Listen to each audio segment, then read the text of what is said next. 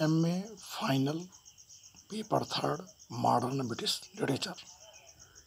Question number 2 long answer type question. Discuss W.B. ईस्ट as a symbolist poet. एक प्रतीकवादी कवि के रूप में W.B. ईस्ट की व्याख्या कीजिए। इंट्रोडक्शन प्रस्तावना। William Butler east who received the Nobel Prize for Literature in 1923 was a versatile genius. William Butler east, जिन्होंने साहित्य के लिए नोबेल पुरस्कार 1923 में प्राप्त किया, एक बहुमुखी प्रतिभा की व्यक्ति थे। He wrote different kind of poems. उन्होंने कई तरह की कविताएं लिखी एंड पोएटिक प्लेज और कवित्व नाटक लिखे।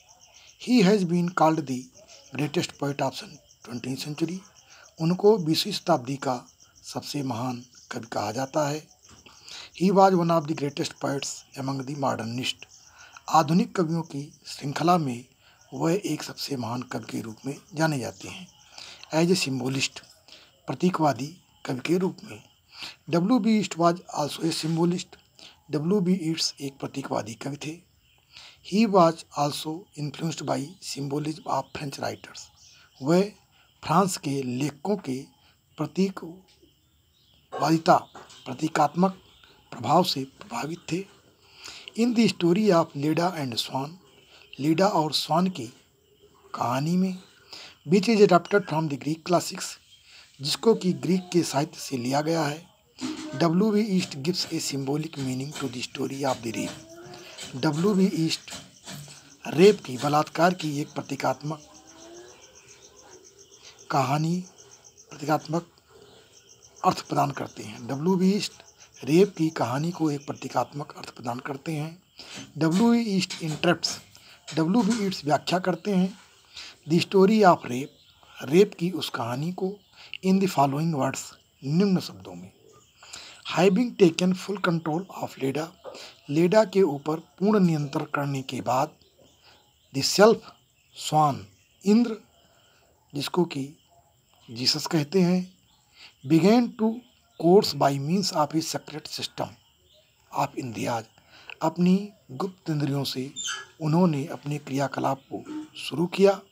And took her in his embraces, और उसको अपने आलिंगन में पकड़े रखा। The distinguished figure of the embryo, अभिन्न भ्रूण की स्थिति, could not free itself from the self glorious power, अपनी वैभवपूर्ण शक्ति से अपने को अलग ना कर पाई। एंड और इट्स लेग्स, इसके पैर, हैंड्स हाथ, इट्स इंटायर बॉडी, इसकी पूरी शरीर, बिगेन टू डेवलप, विकसित होना शुरू हो गई। एंड ग्रो विगर, और बड़ी होने लगी। एंड विगर, और बड़ी होने लगी। इन दिस पोएम, इस कविता में, Leda symbolises the soul in his embrace, Leda जो है अपनी आत्मा को आलिंगन के रूप में व्यक्त करता है। इस कविता में लीडा अपनी आत्मा को प्यार के रूप में, प्रतीकात्मक रूप में व्यक्त करती है। And was exploited by the means of sensual mind, और संवेदनशील विचारों के माध्यम से अवशोषित होती है। देन, तब, she was impregnated with the संस्कार, और इसके बाद वो संस्कार के द्वारा गर्भवती हो जाती है।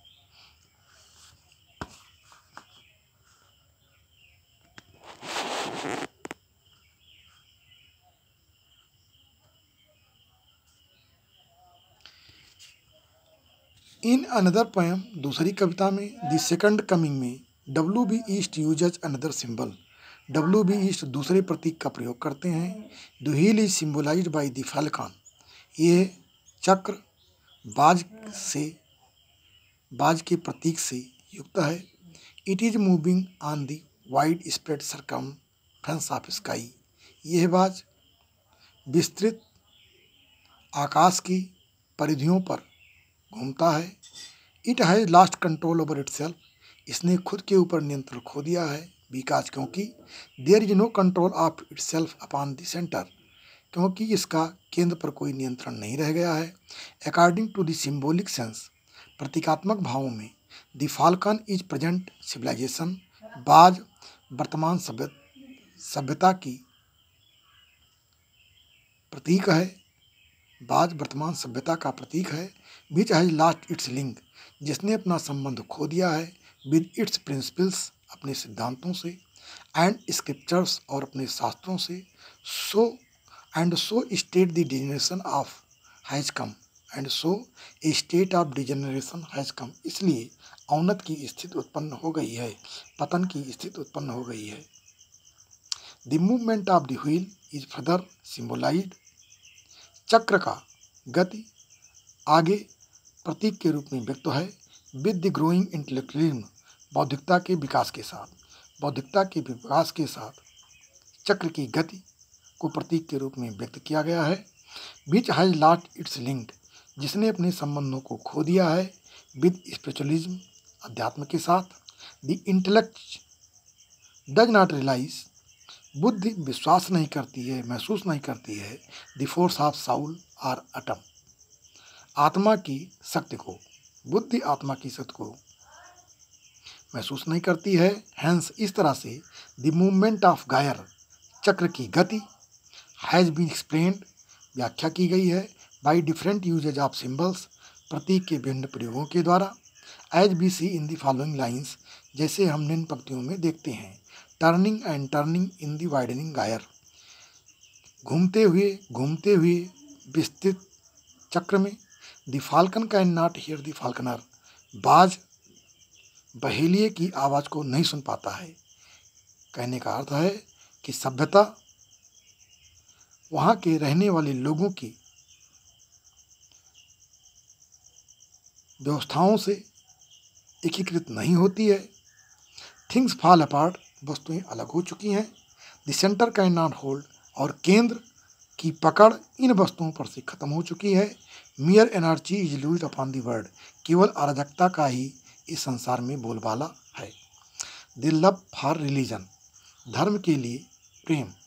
W.B. East was also religious poet, W.B. ईस्ट एक धार्मिक कवि थे। ही इज ट्रू क्रिश्चियन, वो सच्चे ईसाई थे। He strongly believed in the Christianity, ईसाईत्व में उनका दृढ़ विश्वास था। The redemption of sin through suffering, पश्चाताप के माध्यम से पाप की मुक्ति में विश्वास था। And the importance of Christ, और ईसा मसीह का महत्व एज सेवियर, एक उद्धारक के रूप में था। Milton and T.S. Eliot believed, Milton और T.S. इलियट विश्वास करते थे कि help must come from outside, कि मदद बाहरी स्रोतों से आती है। एज क्रिस्ट सेव्ड एडम, जैसे कि ईसा मसीह ने एडम और ईव को बचाया था। To regain the paradise, lost paradise, खोए हुए स्वर्ग को प्राप्त करने के लिए, खोए हुए स्वर्ग को प्राप्त करने में एडम को ईसा मसीह ने बचाया था। इन द सेम वे, उसी तरह से ईट्स वेटेड, ईट प्रतीक्षा करते हैं फॉर क्रिस्ट, ईसा मसीह की, for the redemption of sin, कि वो इस पाप से मुक्ति दिलाएंगे। Love for physical, love for metamysticism, रहस्य के प्रति प्रेम। W.B. East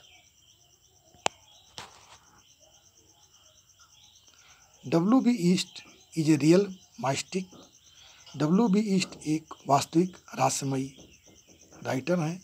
like other modernist poet, अन्य आधुनिक कवियों की तरह।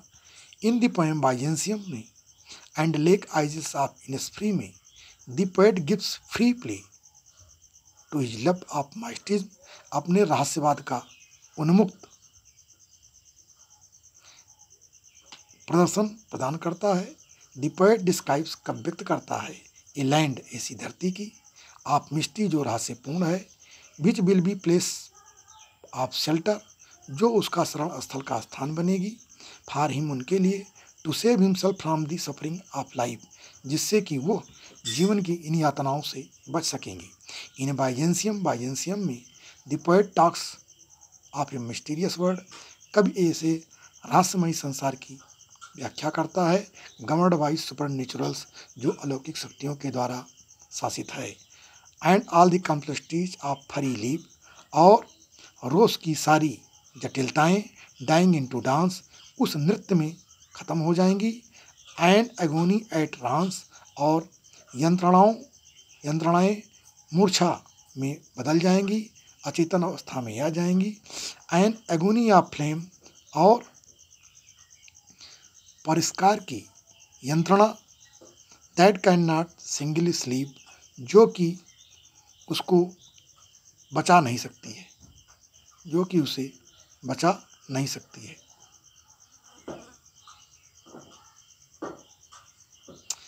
The metaphysical note in poetry of Yeats, W.B. Yeats की कविता में मेटाफिजिकल तथ्य। T.S. Eliot gave high praise to metaphysical poetry of Donne, T.S. Eliot ने डन की कविताओं को, आध्यात्मिक कविताओं को की अति प्रशंसा की है।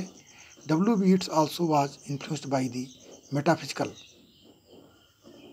Poetry of done, W.B. East done की मेटाफिजिकल कविताओं से ज़्यादा प्रभावित थे। एज ए मॉडर्न पोएट, एक आधुनिक कवि के रूप में, एज ए मॉडर्न पोएट, एक आधुनिक कवि के रूप में, लाइक्स द मेटाफिजिकल कंसीट, वो आध्यात्मिक दम्भों को पसंद करते थे। द फार-फेच्ड इमेजरी, दूरगामी कल्पनाओं को। द लव ऑफ कंट्रास्ट, विरोधाभास के प्यार को। And the love of dramatisation, और नाटकीयकरण के प्यार को।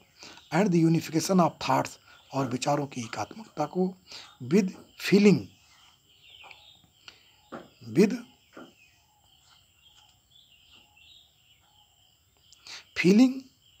भावनाओं से। एंड माइंड, और विचारों से।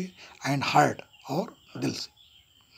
द पोएट्री ऑफ ईस्ट, W.B. ईस्ट की कविता इज इन्फ्लुएंस्ड, प्रभावित है, by the cult of dramatization, नाटककरण की संस्कृति से। नाटककरण की संस्कृति से W.B. ईस्ट की कविता प्रभावित है। ही कैचेज द इमेजिनेशन एब्रोटली, वो कल्पनाओं को तुरंत पकड़ लेते हैं। The poet describes a sacrifice, कवि ऐसे बलिदान की व्याख्या करता है, विच हैज़ बीन प्रोलॉन्ग्ड, जो कि एक दूर बहुत लंबे समय की का बलिदान है।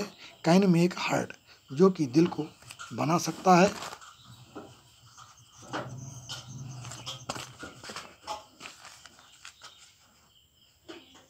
स्टोनी, पत्थर की तरह। And no state can say, और कोई स्थिति कह नहीं सकती है, that sacrifice already made will be sufficient, कि ये किया गया बलिदान हमेशा पर्याप्त होगा। टू लॉन्ग ए सेक्रीफाइस, बहुत लंबे समय का बलिदान। Can make a stone of the heart, दिल को पथरीला बना देता है, भावनाओं को पथरीला बना देता है। आर व्हेन मेड सफाइस, और जब ये उस वस्तु के लिए, उस लक्ष्य के लिए पर्याप्त होता है। धन्यवाद। कृपया इस वीडियो को लाइक, शेयर और सब्सक्राइब अवश्य करें, जिससे कि अन्य बच्चों को लाभ हो सके। वीडियो देखने के लिए धन्यवाद।